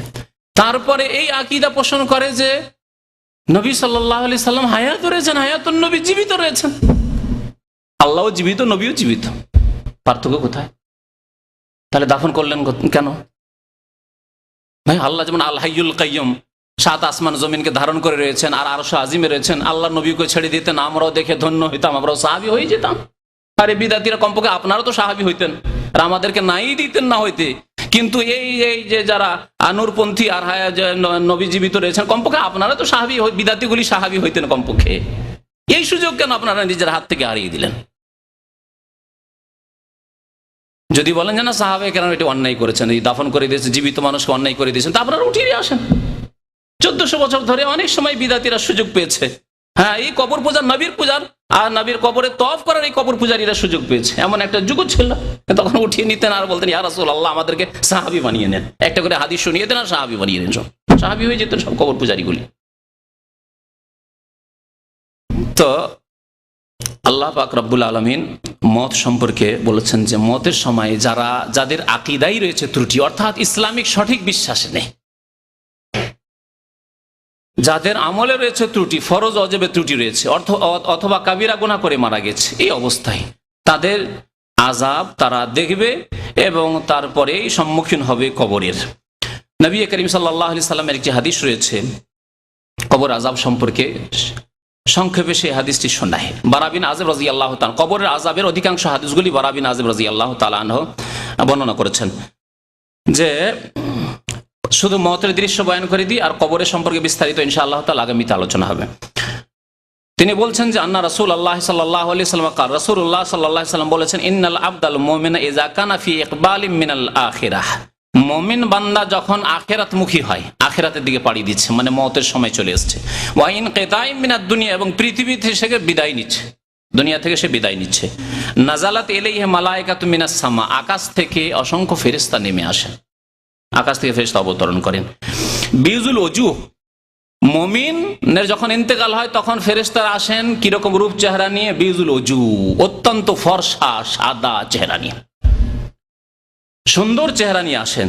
কান্না ওজুহাহুমুশ শামস, ওই ফেরেশতাগণকে শুধু দেখোই কে?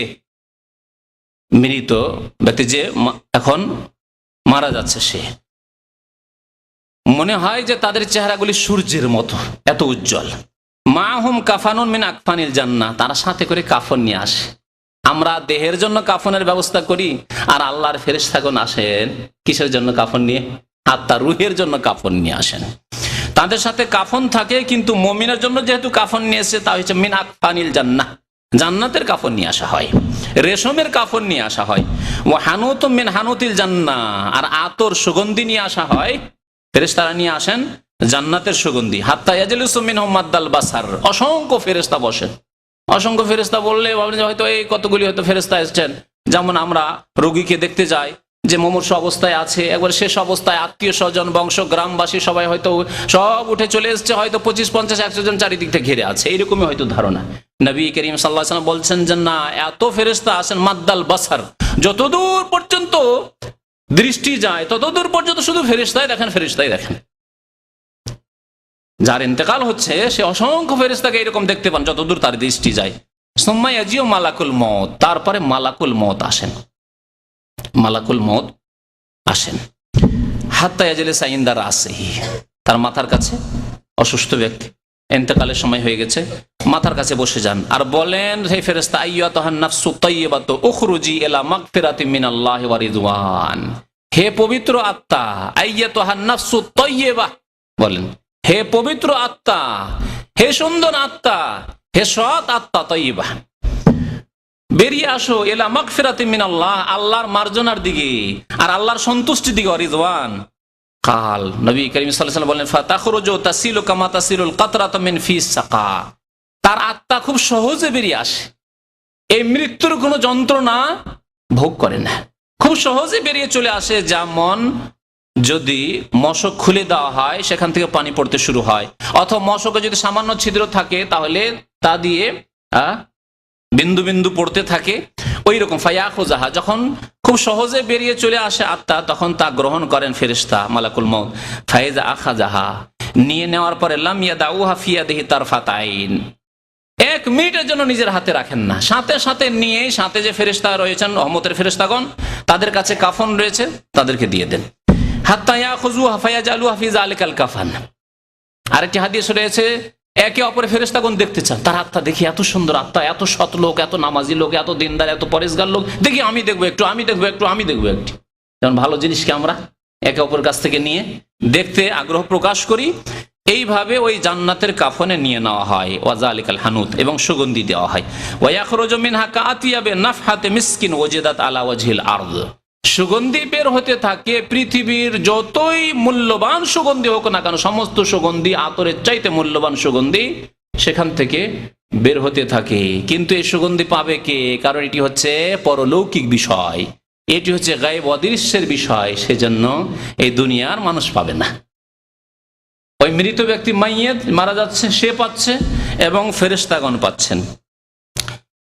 ফায়াসআদুনা বিহা, এই তার আত্মা নিয়ে তাড়াতাড়ি দ্রুত বেগে আল্লাহর কাছে ছুটে যান রহমতের ফেরেশতারা, নিয়ে যান। আকাশে যেমন যাওয়া হয় তখন সেখানে সুগন্ধি হইতে থাকে। প্রথম আকাশের যে দরজায় নিযুক্ত ফেরেশতা বলেন যে কি ব্যাপার, এত সুগন্ধি কিসের, এত কেন সুগন্ধি? আরে জানো না, অমুক গ্রামের অমুক ব্যক্তি আল্লাহওয়ালা পরেশগার মানুষ ছিলেন, মুমিন বান্দা ছিলেন, সুন্নতের অনুসারী ছিলেন, 5 ওয়াক্ত নামাজ পড়তেন তিনি, দিনদার, তার আজকে ইন্তেকাল হয়েছে। তাই নাকি? তার ইন্তেকাল হয়েছে? আরে ভালো কথা, ভালো কথা। আহলান ও সাহলান করে স্বাগতম জানিয়ে তারপরে সাথে সাথে দরজা খুলিয়ে দেওয়া হয়। এই হাদিস এখান থেকে শেষ করেছি। তারপরে নিয়ে যাওয়া হয় ইল্লিনে। তাহলে বোঝা গেল যে জান্নাতের নিয়ামত রয়েছে কোথায়? আকাশের দিকে রয়েছে, নিয়ে যাওয়া হয় সেখানে। আর গুনাহগার সম্পর্কে শোনেন, কাল ওয়াইনাল আবদাল কাফেরা, কাফের বান্দা, কাফের বান্দা। কাফের মানে শুধু অমুসলিম নয়, কাফের মানে যেই ব্যক্তি দ্বীনের কোন একটি সাব্যস্ত বিষয়কে অস্বীকার করেছে, অথবা আল্লাহর তাওহীদ একত্বে সে শিরক ঢুকিয়েছে, তার আকীদায় শিরক রয়েছে, আমলে শিরক রয়েছে, বড় শিরক রয়েছে। বিশ্বাস করে যে আল্লাহ পাক রব্বুল ওলিয়া আউলিয়াকে দায়িত্ব দিয়ে দিয়েছেন, অনেক দায়িত্ব, তার মধ্যে সন্তান সন্ততি ছেলে মেয়ে তা ওলিয়া আউলিয়া দিতে পারেন, জিলানি দিতে পারেন, চিস্তি দিতে পারেন, শাহজালাল দিতে পারেন, আটরশি গেলে পাওয়া যায়, হ্যাঁ, ইত্যাদি ইত্যাদি, ফুরফুরা গেলে পাওয়া যায়, চরমনায় গেলে পাওয়া যায়। সেখানে গেলে তারা আল্লাহর ওলি, আল্লাহর কাছ থেকে তারা নিয়ে দিতে পারেন, এই ক্ষমতা আছে।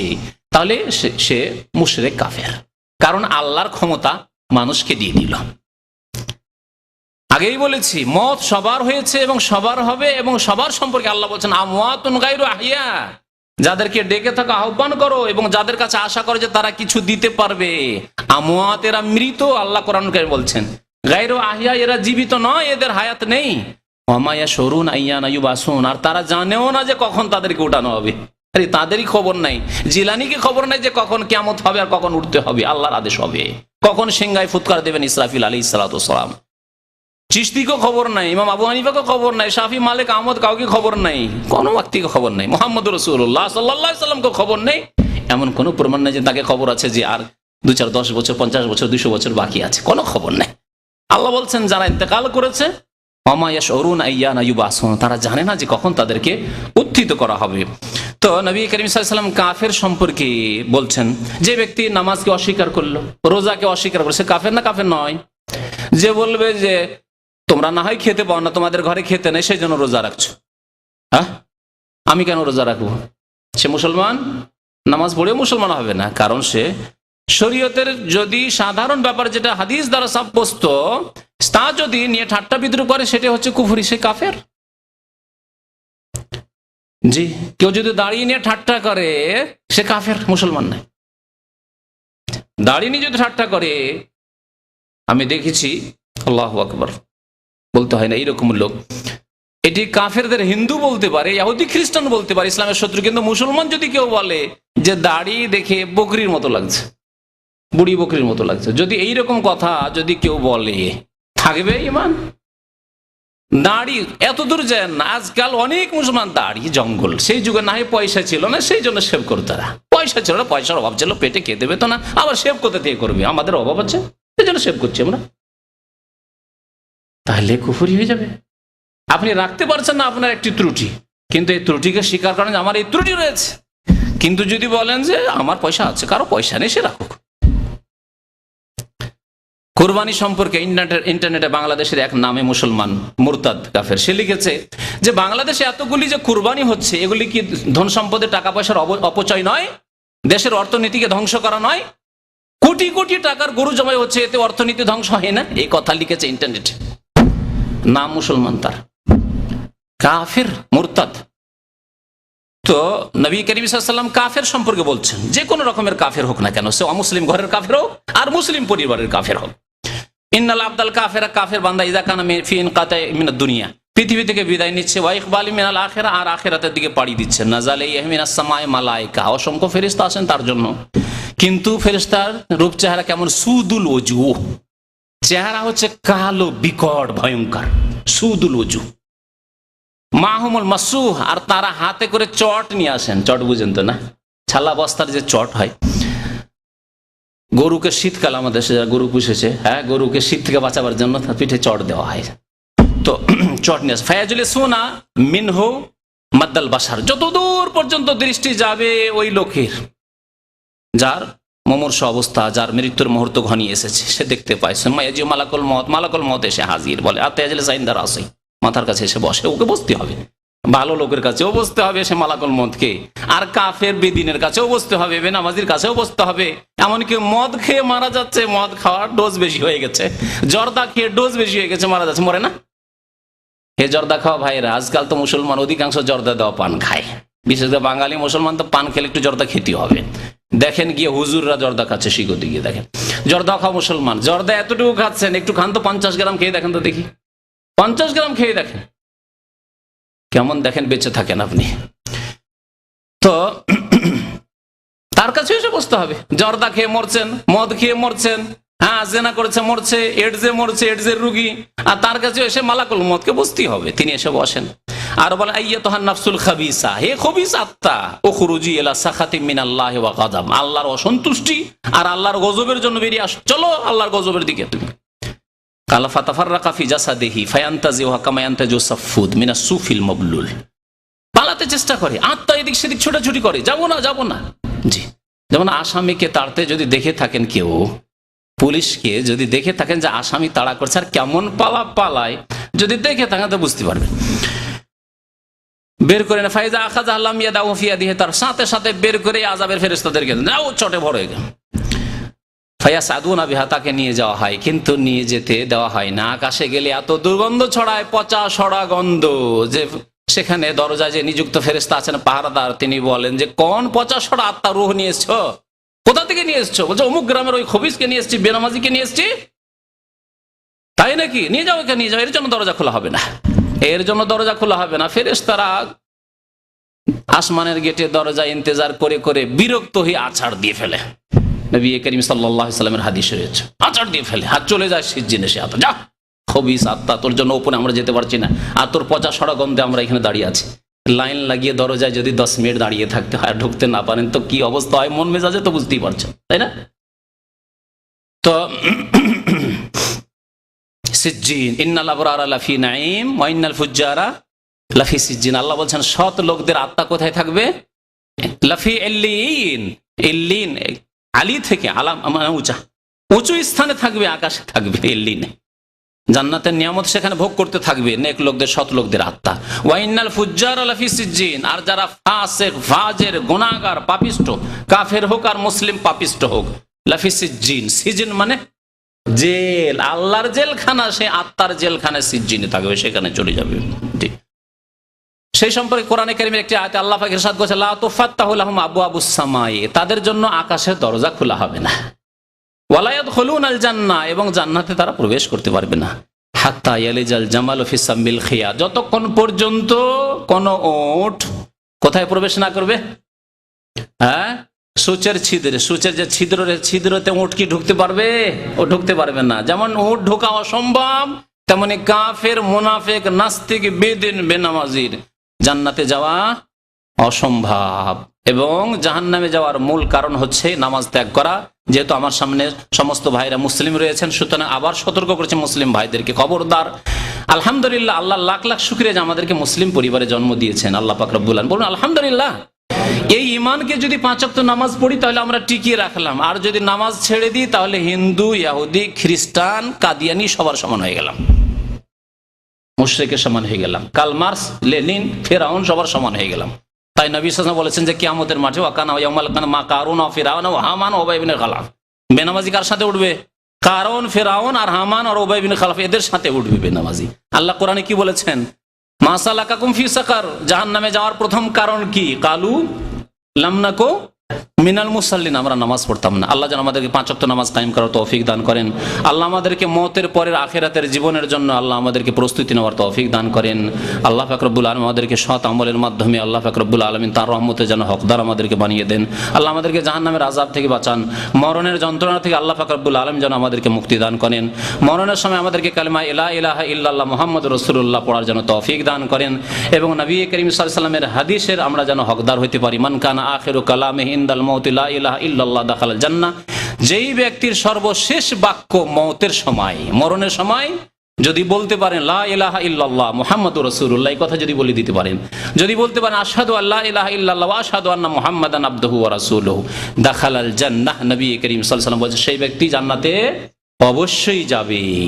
আল্লাহ কাকে তৌফিক দিবেন? যে সারা রাত ফিল্ম দেখবে তাকে, যে রাত্রে ঘুমালো যে ফজরে উঠবো না তাকে কলিমা পড়ার তৌফিক দিবেন না। ওই অবস্থায় মত হবে, ওই খারাপ নিয়ত নিয়ে নামাজ পড়বো না এই নিয়ত নিয়ে শুয়েছে, ফিল্ম দেখে শুয়েছে, মদ খেয়ে শুয়েছে, জর্দা খেয়ে শুয়েছে, যারা হারাম ইনকাম করে শুয়েছে, দুনিয়া দুনিয়া পেট আর পেট করে মরছে, তাদেরকে কি কলিমা পড়ার তৌফিক দিবেন না?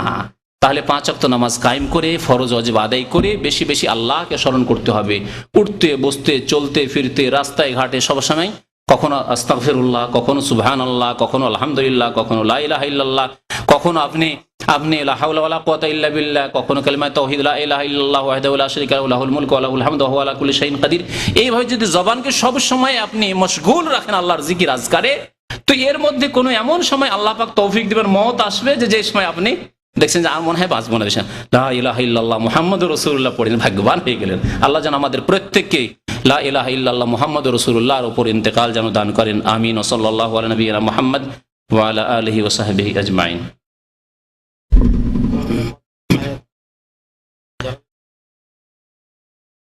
কর্মের মাধ্যমে হায়াত কম বেশি হয় এইরকম একটি হাদিস আছে, আর আসল হচ্ছে যে বয়সে কম বেশি হয় না, কিন্তু হায়াত কম বেশি হয় এ কথাও হাদিস আছে। তাহলে দুটির সমন্বয় কি হবে?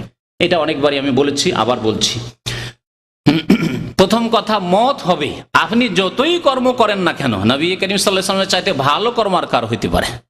তার কি ইন্তেকাল কি ঠেকাতে পেরেছে কোনো কিছুতে? কর্মে না, সাহাবায়ে কেরামের। তাহলে মত হবে। কিন্তু কিছু উলামাদের নিকটে এরকম আছে যে তকদির 2 প্রকার, ভাগ্য। এক হচ্ছে যে অকাট্য তকদির, আপনার অমুক দিন মত হবে, এতে কর্ম দিয়ে আপনার মতে বিলম্ব হবে না। কিন্তু আরেক তকদিরের ভাগ করেছেন, তার তকদির মুআল্লাক, মানে শর্ত সাপেক্ষ তকদির। আল্লাহ পাক তকদিরে লিখে রেখেছেন যে এই লোকটি আজকে যদি দান খায়রাত করে বা ফজর নামাজ পড়ে যদি কাজে বেরোয়, তাহলে তার গাড়ি অ্যাক্সিডেন্ট হবে কিন্তু সে বেঁচে যাবে, তার সাথীর সঙ্গে অনেকে মারা যাবে, সে বেঁচে যাবে। আর যদি সেই দিন ফজর নামাজ না পড়ে অথবা দান খায়রাত করেনি, হয়তো জরুরি কাজ কিছু করেনি, গুনার কাজ করে বেরিয়েছে, শেষে মরে গেল, অ্যাক্সিডেন্ট হয়ে মরে গেল। তাহলে নেকির কাজের মাধ্যমে বালা মুসিবত বিপদ আপদ দূর হয়, ওই হাদিসও ঠিক আছে। এইরকম কিছু তকদির আছে, কিছুদিন হয়তো বেড়ে যাবে, আল্লাহ রেখে রেখেছেন। যদি এই আমল না করেন, ভালো আমল না করেন, তাহলে সেই বিপদে আপনি আক্রান্ত হইতে পারেন, সেই গজব চলে আসতে পারে আপনার উপর। আর কেউ বলেছেন না, যে বয়স 60 বছর 70 বছর লেখা আছে তাতে কম বেশি হবে না। তাহলে কম বেশি হওয়ার যে হাদিস রয়েছে তার অর্থ কি? তার অর্থ বাহ্যিক অর্থ নয়, সেটি হচ্ছে আভ্যন্তরীণ অর্থ। আর তা হচ্ছে যে একজন মানুষ 60 বছর তার বয়স আল্লাহ লিখে 60 বছরই বাঁচবে। এতে এইরকম নয় যে কিছু সৎ আমল করলে, কিছু নেক কাজ করলে তার কিছু বয়স বেড়ে যাবে, না, বাড়বে না। কিন্তু 60 বছরে সে এত আল্লাহ তার বয়সে বরকত দেবেন যে 60 বছরে সে 120 বছরের কাজ করে যেতে পারবে। আর এটা হয় না, হয় না? একই সাথে আপনারা পড়াশোনা করেছেন, এর বয়স 40, ওর বয়স 40, এর মাশাআল্লাহ 5টা ছেলে, আর ছেলেগুলি এখন বড় হয়ে গেছে। আর একজন দেখা যায় 40 বছর এখন বিয়ে করতে পারেনি। চোখের সামনে উদাহরণ দেখাচ্ছে। একজন লোক 60 বছর হয়ে গেছে, বাচ্চা হয়েছে, ঠিক আছে, কিন্তু বাচ্চা 5 বছরের বাচ্চা, এখন নিজের জন্য চিন্তা করবে না বাচ্চার চিন্তা করবে, 5 বছরের বাচ্চা। আর একজন 60 বছর বয়সে দেখছে আমার ছেলে মাশাআল্লাহ কাজে লেগে গেছে, আমাকে বলছে আব্বা আপনাকে কাজ করতে হবে না, আপনি বাড়িতে বসেন আল্লাহ বিল্লাহ করেন, মসজিদের বাড়ি আমরা রুজি রোজগার আমরা করেছি, ভাগ্যবান, কাজে বরকত। ইমাম নওয়াবী রাহমাতুল্লাহ, এটা দুনিয়ার ক্ষেত্রে আমি উদাহরণ দিলাম। দিনের ক্ষেত্রে ইমাম নওয়াবী রাহমাতুল্লাহ মাত্র 45 বছর বেঁচেছেন। 45 বছর বয়স, মানে আমাদের মতো বয়স। এই বয়সে ইন্তেকাল করেছেন তিনি, ইমাম নওয়াবী রাহমাতুল্লাহ আলাইহি। কিন্তু তার কিতাব, বহু কিতাব তার আছে, রিয়াজুস সালেহিন, 40 হাদিস, এগুলি ছোট কিতাব যেগুলি আপনারা দেখেন। মুসলিম শরীফে ভাষ্য আছে বিরাট।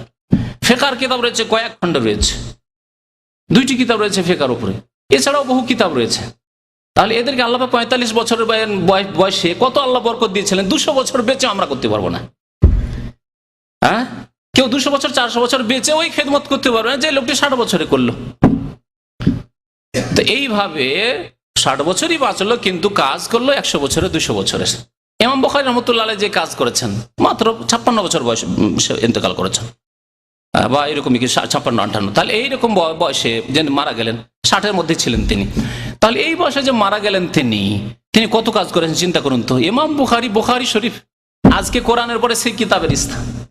আমাদেরকে 1000 বছর বয়স দিলে হয়তো তৌফিক হবে না। তাহলে এই হচ্ছে বয়সের বরকত, বয়সের বরকত। জি, তো এইভাবে বয়স বেড়ে যায় নেক আমল করলে, অর্থাৎ কাজে আল্লাহ তৌফিক দেন। অল্প মেহনতে অনেক কাজ হয়ে যায়, দুনিয়ারও কাজ করতে পারেন, দিনেরও কাজ করতে পারেন। এগুলি হচ্ছে বরকত। জালালি খতমের নামে যে খতম রয়েছে, শুধু তাই নয়, যতগুলি খতম রয়েছে সবগুলি বিদাত, সবগুলি বিদাত। তার মধ্যে একটি খতম আছে, খতমে ইউনুস আলাইহিস সালামের দোয়াটি ঠিক আছে, দোয়া ঠিক আছে, কিন্তু খতমের জন্য কত লাখ পড়ে, 16 লাখ না কতবার পড়ে, 1,25,000 বলছে, 75,000, এই যে সংখ্যা ধরে পড়ে, এটি বিদাত, এই তরিকা বিদাত। সুতরাং এর কিছু ফল হবে না, বরং কুল্লু বিদাতিন দালালা, কুল্লু দালালাতিন ফিন, এর পরিণাম জাহান্নাম। আর দুনিয়াতে হয়তো শয়তান গুমরা করার জন্য একটা কাজ, হয়তো কিছু কাজ দেখলেন যে হয়ে গেল, কিন্তু দেখবেন যে আরো 10টা গজব এসে ধরবে, বালা মুসিবত ধরবে। আর এই জন্য বেশিরভাগ বিদাতীদের উপর বালা মুসিবত বেশি। আমি চোখের সামনে দেখতে পাই যে বালা মুসিবত যত আছে বিদাতীদের উপর বেশি। আর এই কবর মাজার পূজা এইসবের জন্য বালা মুসিবত আযাব বেশি। ওই সব দেশগুলিতে বিপদ আপদ বেশি, যেসব দেশে আল্লাহ ছাড়া অন্যকে সিজদা করা হচ্ছে। কারণ আল্লাহ শিরকের গুনাহ আল্লাহ দুনিয়াতেও মাফ করবেন, আখিরাতেও মাফ করবেন না। অন্য গুনাহ আল্লাহ মাফ করে দেবেন ইচ্ছা করলে, কিন্তু শিরকের গুনাহ আল্লাহ মাফ করবেন না, যেগুলি শিরকের আড্ডা বানিয়ে নেওয়া হয়েছে। মুসলিম সমাজ অথচ শিরিক করে তারা হিন্দুদের মতো। হিন্দুরা দুর্গায় শিরিক করে, মুসলমানরা যে দরগায় শিরিক করে। এই জন্য আল্লাহর গজবগুলি বেশি। তো এই যে খতমগুলি সবগুলি বিদাত। বাকি জালালি খতম আর অন্যান্য যে খতমগুলি আছে, আর সেই দোয়াগুলি আছে, সেগুলিও বানাওয়াট, কোনো হাদিসের দোয়া নাই। ইউনুস আলাইহিস সালামের দোয়াটি বালা মুসিবতে পড়লে আপনি পড়েন, কিন্তু সংখ্যা ধরে নয়, কারণ নবী সাল্লাল্লাহু আলাইহি ওয়াসাল্লাম সংখ্যা ধরে বলেননি। ইউনুস আলাইহিস সালাম বালা মুসিবতের সময় বারবার পড়তে দেখেছেন, আপনিও বারবার পড়েন, আমি পড়ি।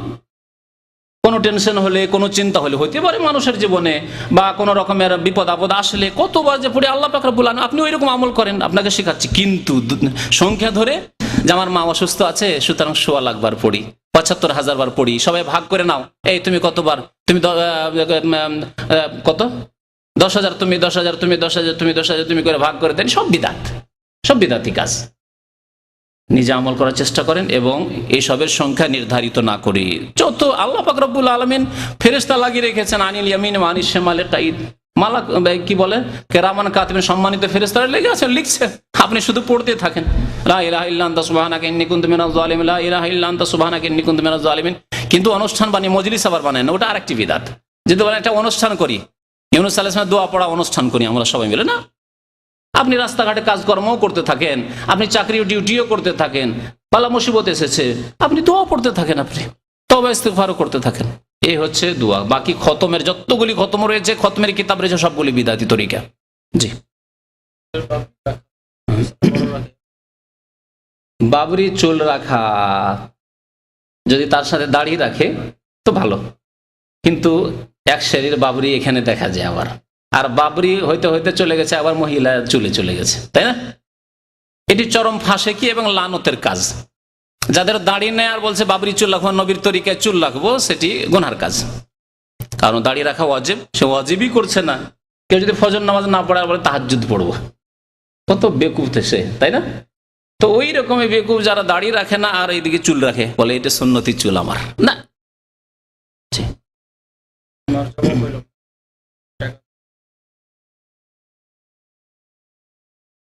মায়ের নামে টাকা দান করলে মা পাবে। আর্থিক যে নেকি রয়েছে, মানে অর্থ দিয়ে নেকি, সাদকা খায়রাতের মাধ্যমে যে নেকি, ওগুলো মৃত ব্যক্তিকে পৌঁছিবে। মসজিদ বানিয়ে দেন, মাদ্রাসা বানিয়ে দেন, এতিমখানা বানিয়ে দেন, ফকির মিসকিনকে দান করেন টাকা পয়সা। কিন্তু দৈহিক ইবাদত না আপনার জন্য। যেমন নামাজ পড়বেন আর বলবেন যে আমার 2 রাকাত নামাজ, 4 রাকাত নামাজ, আজকে তাহাজ্জুদটা পড়ো, আজকে তাহাজ্জুদ আমার মাকে দিয়ে দিলাম, না, এরকম করবেন না। হ্যাঁ, উমরার ক্ষেত্রে যেহেতু উমরা এবাদত দৈহিক এবং আর্থিক, উমরা করতে গিয়ে আপনাকে পয়সা খরচ করতে হয়, সুতরাং উমরা এবং হজ এগুলি করা যেতে পারে মৃত ব্যক্তিদের পক্ষ থেকে, অথবা অসুস্থ যারা চলতে পারে না তাদের পক্ষ থেকে। হ্যাঁ, যুবকদের পক্ষ থেকে নয়। আপনার আব্বা সুস্থ, স্ত্রী সুস্থ, আর তাদের পক্ষ থেকে এসব বদল উমরা ওইসব নেই।